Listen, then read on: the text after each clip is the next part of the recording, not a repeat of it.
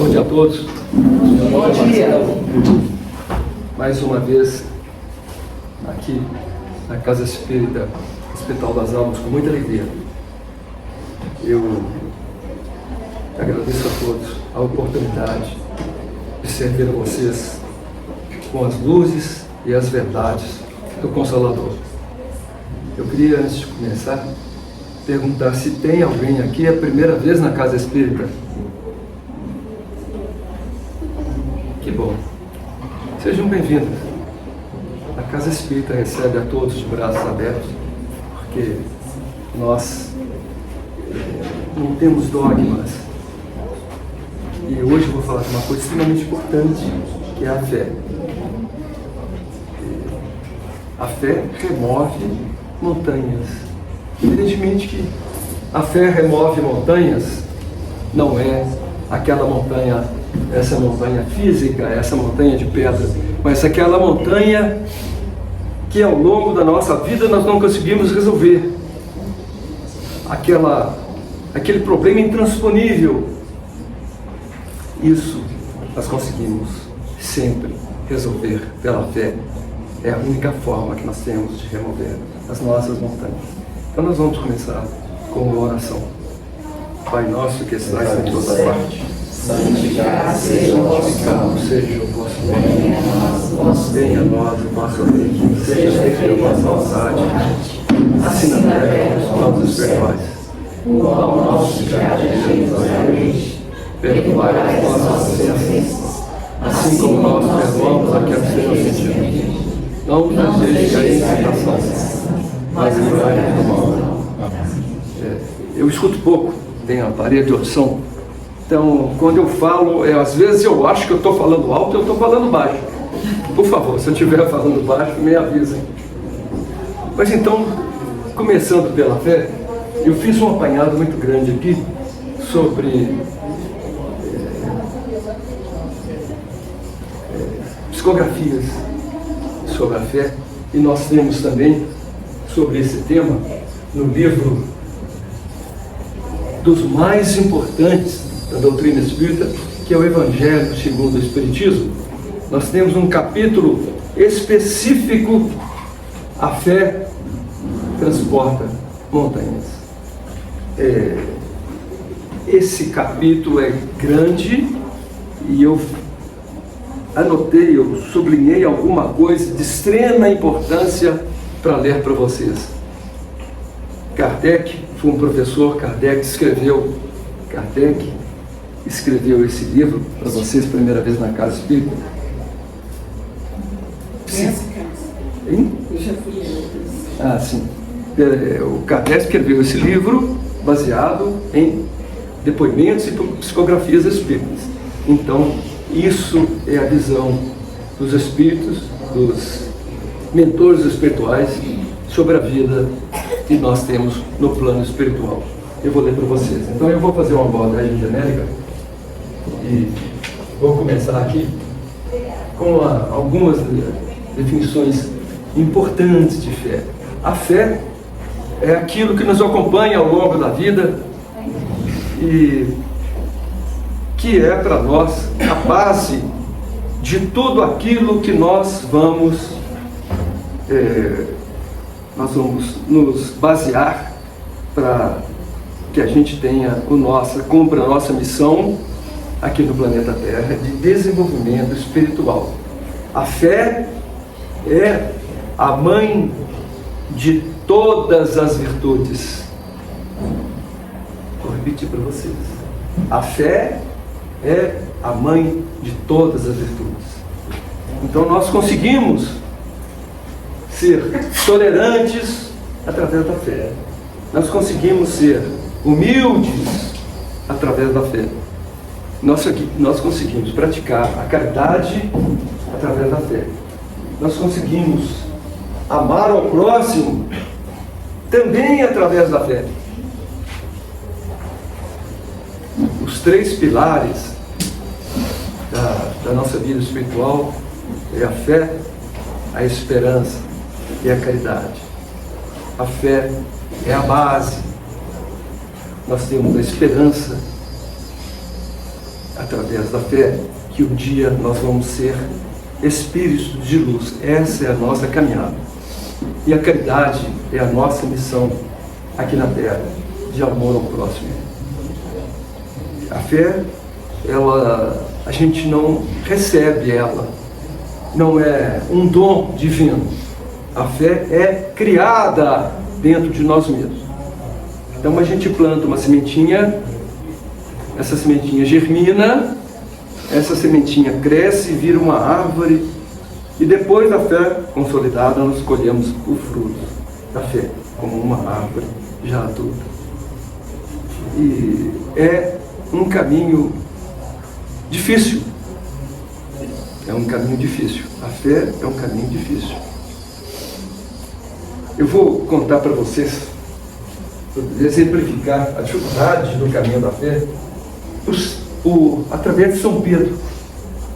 São Pedro era o apóstolo de maior confiança de Jesus.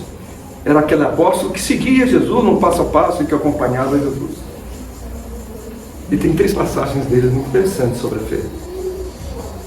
A primeira é que eles estavam num barco, todos os apóstolos, e viram alguém andando nas águas. Aí perguntaram: quem é que está andando nas águas? São Pedro disse: é você, mestre. Sim, sou eu. Se é você, leva-me a ti.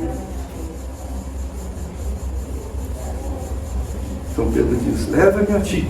Para Jesus. E Jesus responde: venha a mim.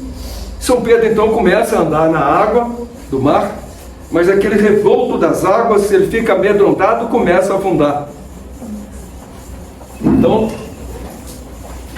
ele começa a afundar e pede socorro: Jesus, socorra-me. Jesus dá a mão a ele e informa: homem de pouca fé. Então, o próprio São Pedro demonstra através dessa passagem a dificuldade que nós temos na fé. Somos só nós, espíritos ainda em formação, espíritos primários, tantos que nós estamos aqui num planeta de provas e expiações, que somos espíritos, estamos em evolução, um estado mais primário. Não é só nossa dificuldade. A dificuldade é muito grande. São Pedro via Jesus operar milagres. Teve essa demonstração de pouca fé, informada por Jesus nessa pequena passagem. E a segunda é mais conhecida de todos. A segunda é a Santa Ceia. Santa Ceia, Jesus reunido com todos os apóstolos, já pertinho da passagem para ele do plano espiritual, e Jesus informa aos apóstolos: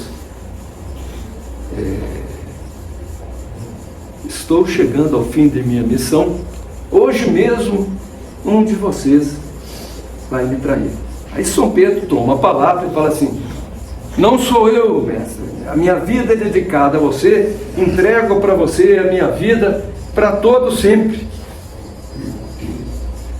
E Jesus responde para ele: Pedro, espero que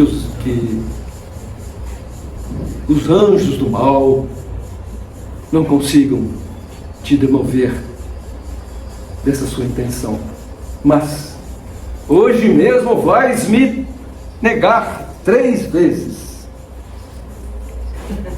E realmente soldados chegam para Pedro e perguntam: você conhece esse Senhor? Não, eu não o conheço. Perguntam depois: você é um apóstolo do Cristo? Não, eu não sou apóstolo do Cristo. Você tem alguma relação com Jesus? Não, eu não tenho relação com Jesus.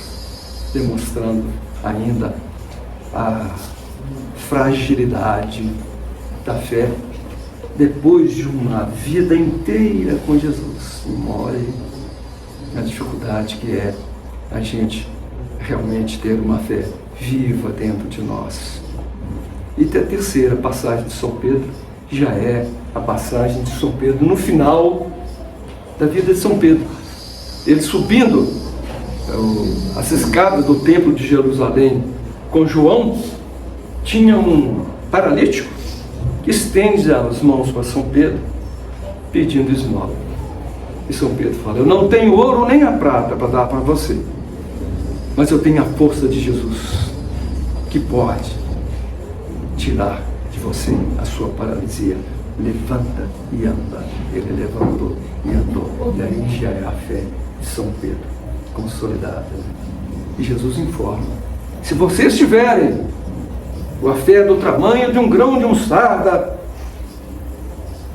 conseguirão remover montanhas.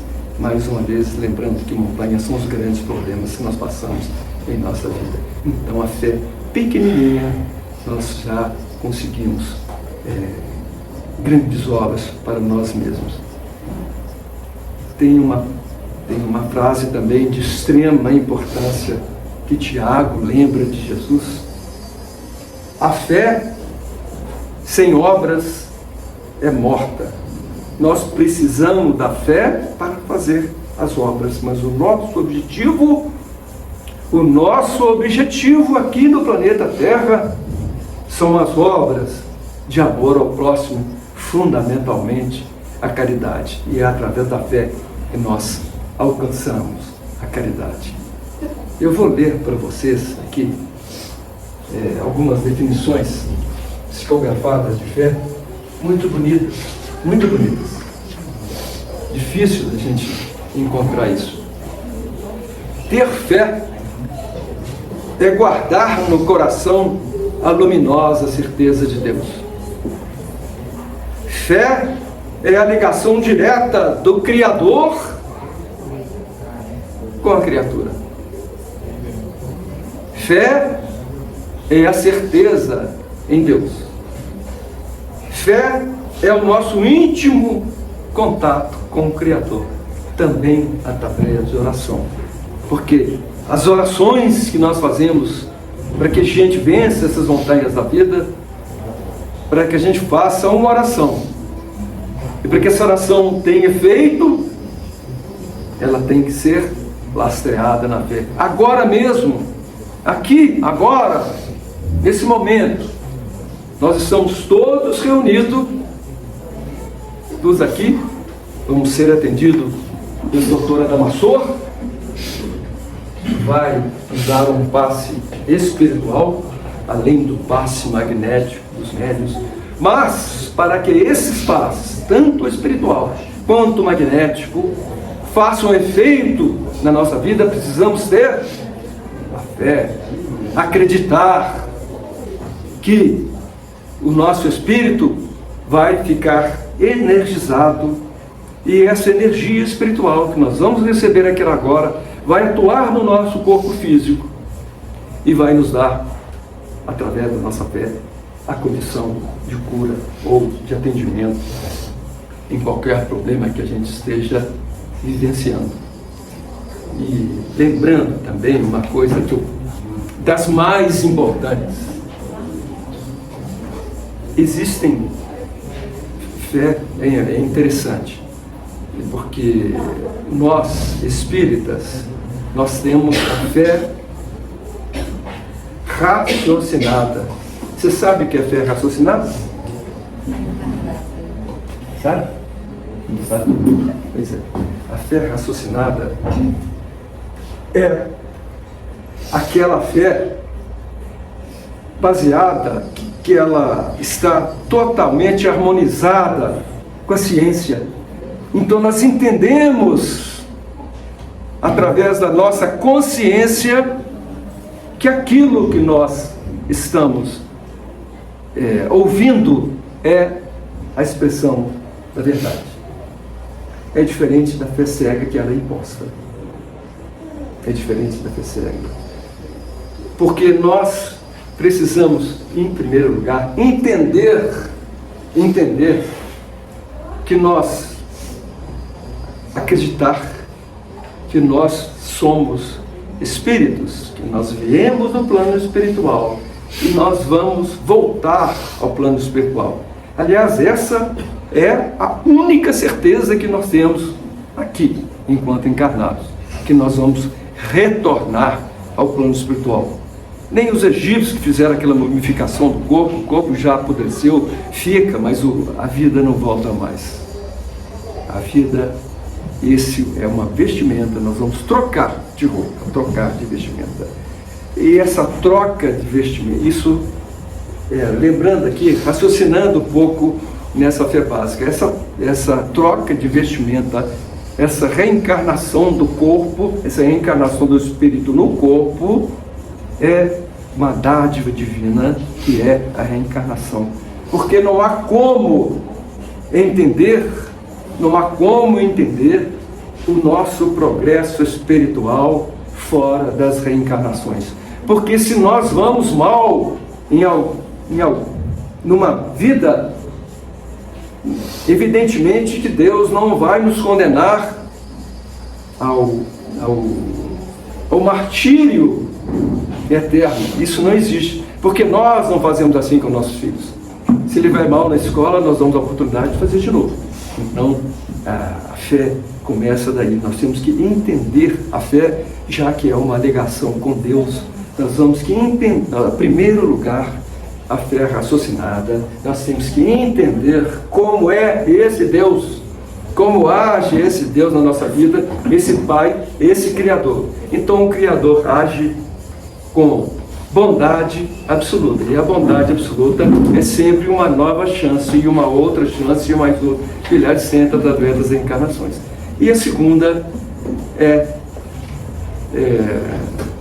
uma crença que nós temos grande dificuldade, principalmente nos dias de hoje, que é a crença do cerne da justiça. E o cerne da justiça está na lei da causa e efeito.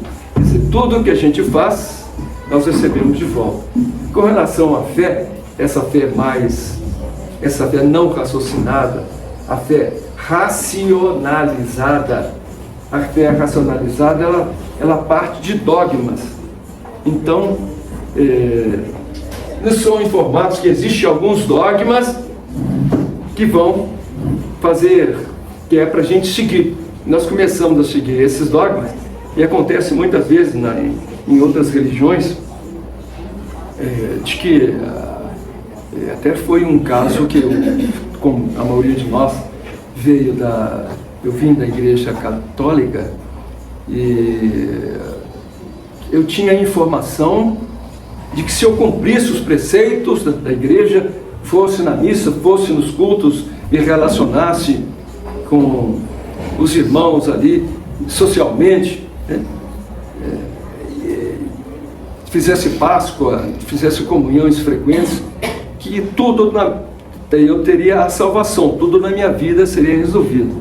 Mas da primeira vez, quando a gente tem esse entendimento, que a gente está cumprindo as leis divinas através dos preceitos religiosos, a primeira vez que aparece uma montanha na nossa vida, aparece um grande problema, nós não conseguimos resolver. E o mais importante, a gente não consegue resolver e se julga injustiçado, não merecedor daquilo que acontece, que está acontecendo. E a nossa fé tem que ter lugar para esse entendimento. E o lugar para esse entendimento está exatamente na lei da causa e efeito.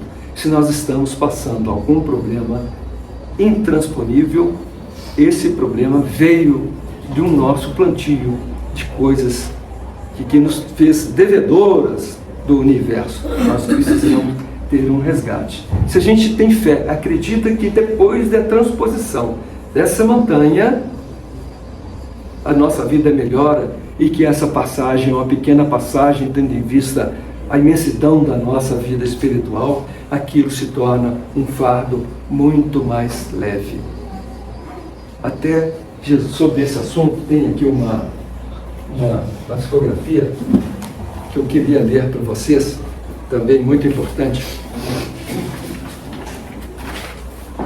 Jesus disse: vinde a mim todos os que estáis cansados e fatigados, e eu vos aliviarei.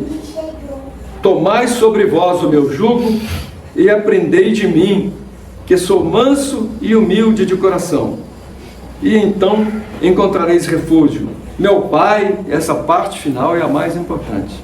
Meu pai nunca coloca fardos pesados em ombros fracos. Então, aquela montanha que aparece para nós, nossa vida, que tem que ser removida pela fé, com certeza absoluta, nós conseguimos remover. Deus nunca coloca fardos pesados em cima de ombros fracos. E sobre a fé também, eu queria contar um caso de uma passagem. Eu tenho uma filha médica que quis ir fazer um estágio na Amazônia, em comunidades do Rio Amazonas, que eram atendidos por uma igreja que chama Santos dos Últimos Dias. Né? Santos dos Últimos Dias, nós somos eles? Nós somos os santos dos últimos dias? Sim ou não? Você acha que não? Mas nós somos. Sabe por quê? Santos dos últimos dias é uma interpretação que o planeta vai ser um planeta de regeneração. Então, enquanto planeta de provas e expiações, nós somos os últimos dias. Tá certo? Então, às vezes as coisas existem e nós precisamos entender essas coisas através da fé raciocinada. Nós somos os santos dos últimos dias, realmente. Aí eu perguntei para minha, eu falei, como é que o pastor... E é um ato muito bom, muito bonito, aquela igreja Santos dos Últimos Dias levar saúde para as comunidades ribeirinhas. Eram duas médicas, a minha filha é dermatologista e tinha uma clínica geral. Eu falei, enquanto vocês atendiam, como é que funcionava a informação do pastor? Ele falou assim, o pastor informava que Jesus vai voltar. E aqueles que estiverem na igreja Santos dos Últimos Dias vão ser salvos. Vamos raciocinar a informação. Nós temos que raciocinar qualquer informação que nos chegue. Jesus vai voltar. Jesus veio aqui para ensinar a humanidade dos 10 mandamentos de Moisés. Ele reduziu para um: amar ao próximo como a ti mesmo. Então ele veio mostrar que a nossa vida não é daqui, nós somos daqui de passagem. Ele fala várias vezes, o reino do meu Pai não é deste mundo terra. No reino do meu Pai existe a paz. Então Jesus veio nessa missão e Jesus continua conosco. Ele não volta porque ele não saiu. Por favor. É um raciocínio bastante lógico. Ele não volta porque ele não saiu. Né? Tanto que a gente faz várias orações para Jesus. Tem vários filmes, inclusive um da NET, muito bonito, que chama Milagres no Paraíso. Não sei se você assistiu esse filme. Esse filme Milagre no Paraíso, você viu? Hein? É de tsunami, eu acho. O quê? De tsunami, não é? Hein? De tsunami. Não é esse. Milagre no Paraíso é um milagre. Pequenininho. Num plano espiritual superior. Então a história de uma menina, um filme interessantíssimo, porque ele fala sobre fé também, né? E sobre essa crença. O filme é uma menina, filha de uma história verídica que se passa nos Estados Unidos, e essa menininha começa a ter um problema de retenção intestinal. E a mãe leva ela no hospital, e os médicos tratam, não resolve, tratam outra vez, não resolve, tratam a mãe uma vez, a mãe em pânico volta ao hospital e desabafa com os médicos: vocês são crápulas, não me falam a verdade, a minha menina não sara. O que minha menina tem? A minha menina é a minha vida, eu não posso perder a minha filha. Informem para mim a verdade. Quero falar com o diretor. Fala com o diretor, e o diretor fala assim: realmente a senhora tem razão. A doença da sua menina nós não conseguimos tratar, só existe um médico nos Estados Unidos que trata, em Boston. Mas infelizmente a consulta dele é para mais de ano. E ela, a mãe vai, não é assim o filme? A mãe vai atrás do médico, mas eu vou de qualquer jeito, eu não posso perder essa filha é tudo na minha vida. Ela tinha 3 filhas. Ela vai, chega lá, a secretária confirma, só mais de um ano. Ela falou assim, não posso esperar, a minha filha não suporta mais de um ano, já está com a barriguinha enorme, o intestino não funciona, eu preciso resolver isso. Então eu falo, espera o médico, ele sair, a senhora conversa com ele. O médico saiu, ela se ajoelha aos pés do médico e fala, em nome de Jesus, em nome de Deus, me atenda, eu não posso perder a filha, em nome de Deus, me atenda. E o médico resolve atender a menina, ele fica, faz os exames da menina e fala com a mãe, olha, infelizmente a menina realmente tem uma doença rara, e essa doença a medicina não conhece a cura, nós vamos atenuar, mas ela vai voltar, vai ficar doente, e aí nós vamos protelando até que a medicina tenha a cura para a sua filha. Ela volta desesperada, mas eu quero, vocês voltam desesperada para casa, procura a igreja protestante, evangélica, e o pastor fala com ela, eu não tenho uma explicação por que aconteceu isso com a sua filha, mas como? A minha filha inocente, por que não comigo? A minha filha inocente, por que a minha filha? Por que a minha filha? Que Deus é esse que me dá coloca uma doença em cima da minha filha? Eu não tenho uma explicação para você, mas ela pode que seja aí operado um milagre. Você tenha fé, tenha confiança, reze muito e faça todo o possível para que sua filha melhore. Aí ela começa a ficar no hospital, sai desesperada. Não tenho confiança nesse Deus mais. Esse Deus que joga essa minha filha em uma doença incurável.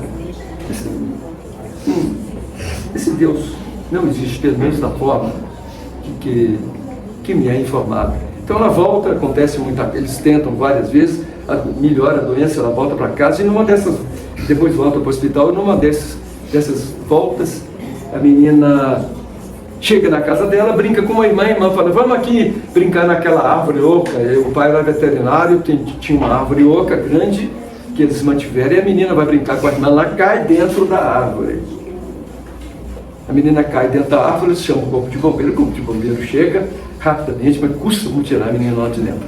E a menina volta, o médico coloca, escuta o coração da menina e fala assim, a menina está viva, nós vamos levar ela para o hospital.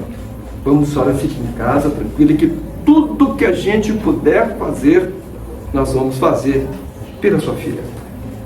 E a mãe chora muito e tal, e ele fala, eu espero que em poucos dias a gente tenha uma notícia boa para a senhora. Leva a menina, e embora esteja em um estado de extrema fragilidade, leva a menina e depois o telefone toca, uns dias depois a mãe voa no telefone e quer, olha, uma notícia para a senhora.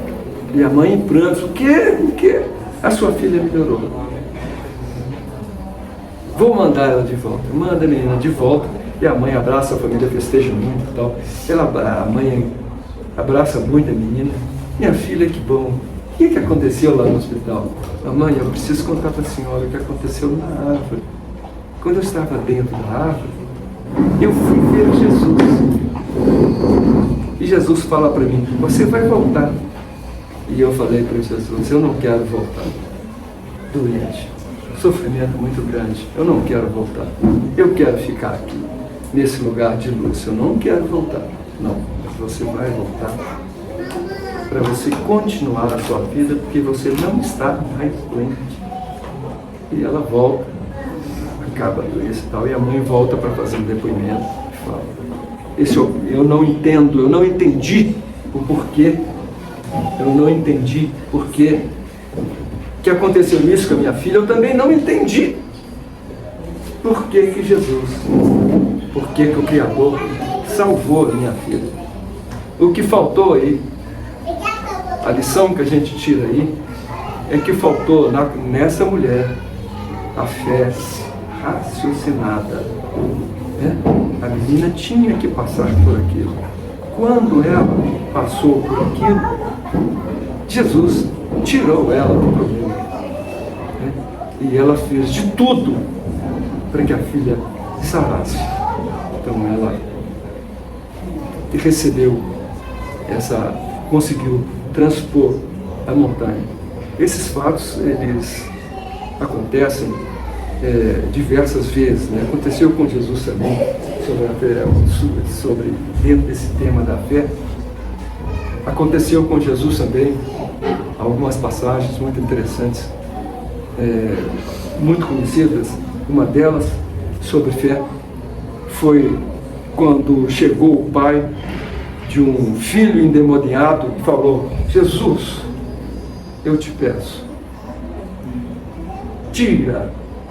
salva de meu filho, tira o demônio do meu filho. Demônio, evidentemente, é o espírito obsessor. O filho caía na água, o filho ia no fogo, se queimava no fogo, era uma fúria. Os seus apóstolos não conseguiram.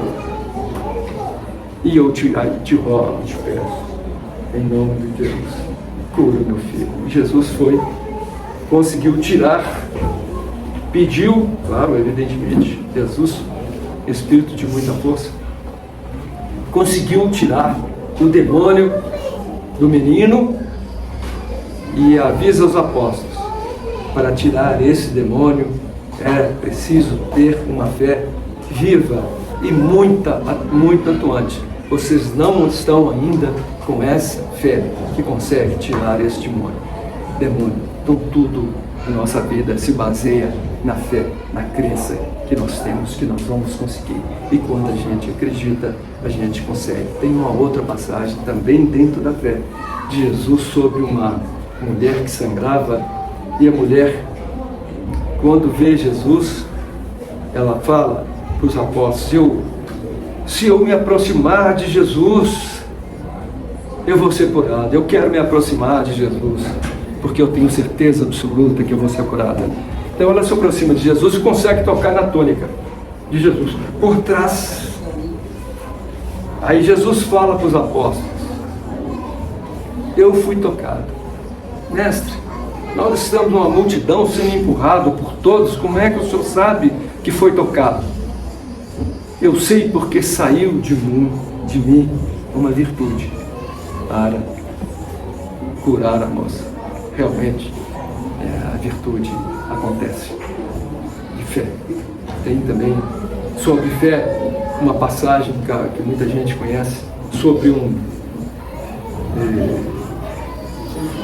centurião romano. Era aquele oficial que cuidava de 100 soldados, centurião. E o centurião chega para Jesus e fala: Jesus, por favor, cure o meu servo que está morrendo. Eu sou um centurião, comando 100 soldados, mas vós que comandais os exércitos do céu, cura meu filho. Você tem o poder de fazer isso. Eu não sou digno de beijar as suas sandálias. E Jesus fala com ele: você pode voltar para sua casa, porque o seu servo está curado. E a sua fé, e a sua grande fé demonstrada, te salvou. Eu vou ver mais alguma coisa, eu vou até procurar, eu vou ler aqui para você, antes que o tempo termine, sobre essa parte aqui. Eu aconselho até a vocês todos, aqueles que não leram esse e o livro dos Espíritos, são os livros básicos da doutrina espírita. Aqui nós encontramos todas as informações que nos levam à fé viva, né? Então aqui, a fé transporta a montanha. Aqui, porém, unicamente no sentido moral, se devem entender essas palavras. As montanhas que a fé desloca são as dificuldades, as resistências, a má vontade, em suma, com que se depara da parte dos homens, ainda quando se trata das melhores coisas. Os preconceitos da rotina, o interesse material, o egoísmo, a cegueira do fanatismo e as paixões orgulhosas são outras tantas montanhas que barram o caminho a quem trabalha pelo progresso da humanidade. A fé robusta dá a perseverança, a energia e os recursos que fazem se vençam os obstáculos, assim das pequenas coisas que nas grandes. Da fé vacilante resultam a incerteza e a hesitação, de que se aproveitam os adversários que se tem que combater. Essa fé não se procura os meios de vencer, porque não acredita que possa vencer. Fala aqui agora do ponto de vista religioso. Como é que a fé, ela tem uma diferença entre as religiões.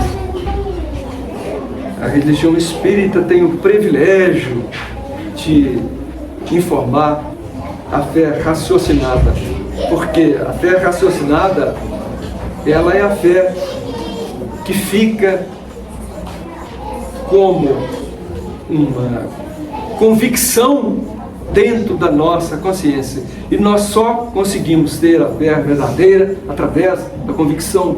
A convicção vem pela fé raciocinada. Inclusive, se a gente tem a convicção que vem através da nossa consciência, nós vamos ter a paz interior, que é o grande objetivo da nossa existência, porque o único tribunal que nos julga é o tribunal da nossa consciência. Fé religiosa. Do ponto de vista religioso, a fé consiste na crença em dogmas especiais que se constituem as diferentes religiões. Cada religião tem um entendimento diferente. Não pode ser assim. É verdade? O Criador é único. As leis divinas são únicas. Esse entendimento de diferença, de entendimento diferente, ele precisa ser repensado, ele precisa ser raciocinado. A informação é de que no planeta de regeneração todos nós teremos um único entendimento de Deus, um único entendimento das leis divinas.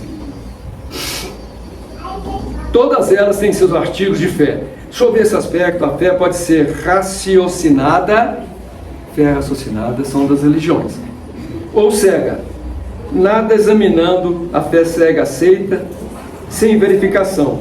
Assim o verdadeiro como o falso, e a cada passo se choca com a evidência e a razão. Quer dizer, ela não atende nem a evidência, não atende à razão, como a fé raciocinada. Levada ao excesso, produz o fanatismo. Assentado no erro, cedo ou tarde desmorona. Somente a fé que se baseia na verdade garante o futuro, porque nada tem a temer do progresso das luzes. O progresso científico está dentro da fé raciocinada, obviamente. Nós vamos raciocinar em função do nosso conhecimento científico. Dado que é verdadeiro na obscuridade, também o é a luz meridiana. Cada religião pretende ter a posse exclusiva da verdade. Preconizar alguém a fé cega sobre um ponto de crença é confessar-se impotente para demonstrar que está com a razão. Tem essa fé cega aí, eu tive um exemplo dela há muito tempo, quando eu era mais jovem, né? Tinha acabado de formar.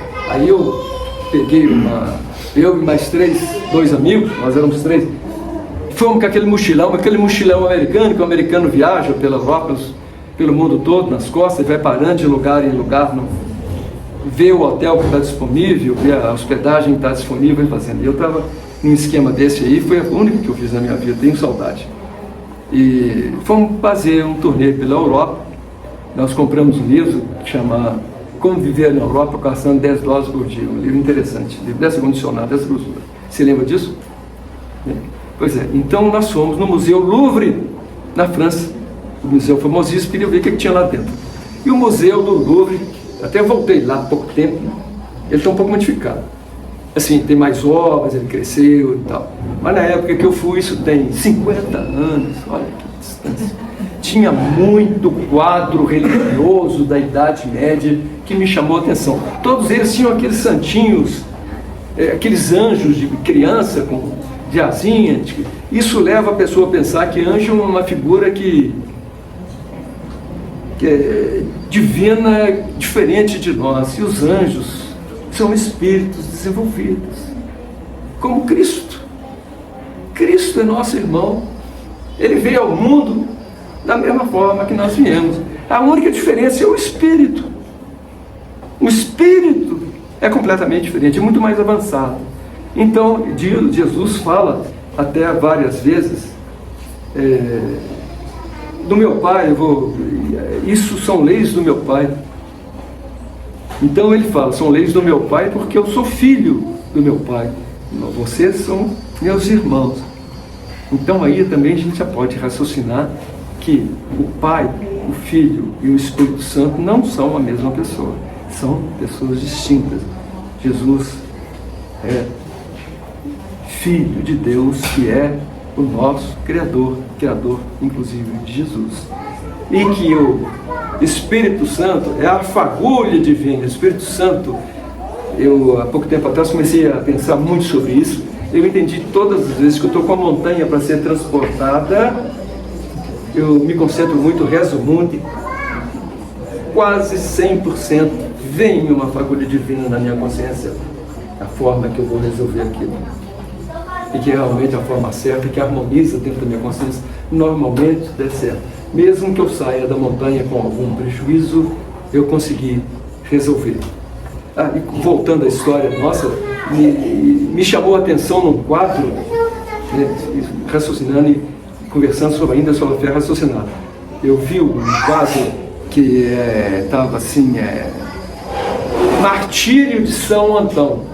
Então, São Antão com um semi-nu, com a faixa aqui mostrando, para mostrar o corpo dele, ele com um chicote na mão, de prego, amarrado com corda, e ele estava se chicoteando para se martirizar, para virar um mártir perante Deus.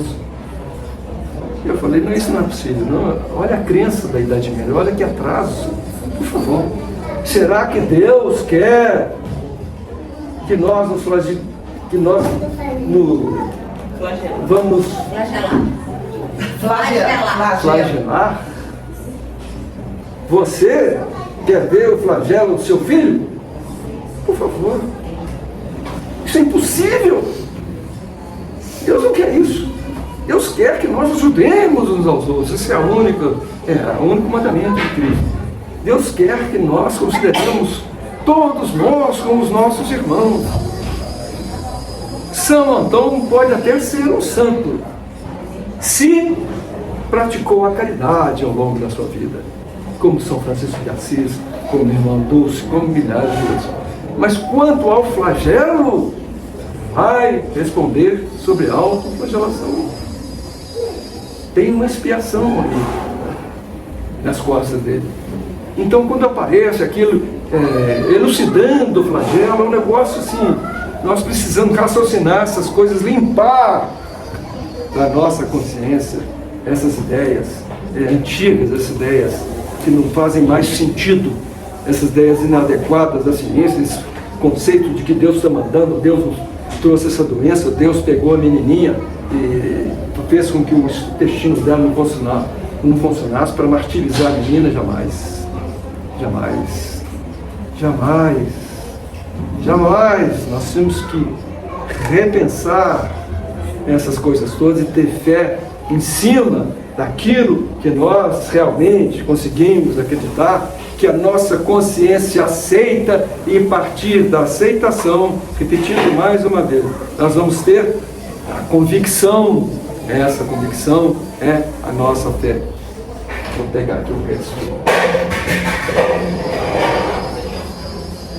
Em certas pessoas, a fé parece de algum modo inata. Uma centelha basta para desenvolvê-la. Essa facilidade de assimilar as verdades espirituais é sinal evidente de anterior progresso. As pessoas conseguem entender com mais facilidade. Quem não consegue tem que trabalhar o entendimento. Evidente. Em outras pessoas, ao contrário, elas dificilmente penetram. Sinal não menos evidente de naturezas retardatárias. Isso não significa que nós somos piores. Nós apenas estamos num nível de desenvolvimento espiritual anterior a determinados espíritos. Claro, sempre vai ser assim. Tem muitos espíritos antes de nós, mais atrasados que nós, né? Em planetas primários. As primeiras já creram e compreenderam. trazem ao renascerem a intuição do que souberam. Estão com a educação feita. As segundas tudo têm para aprender. Estão com a educação por fazer. Ela, entanto, se fará se não for concluída nessa existência, a fé ficará concluída em outra existência. Fé inabalável só o é a que pode encarar de frente a razão em todas as épocas da humanidade. Vou repetir isso, isso é o básico. Se a gente não tiver uma fé inabalável, a gente vai ter aquela observação que São Pedro teve de Cristo: homem de pouca fé.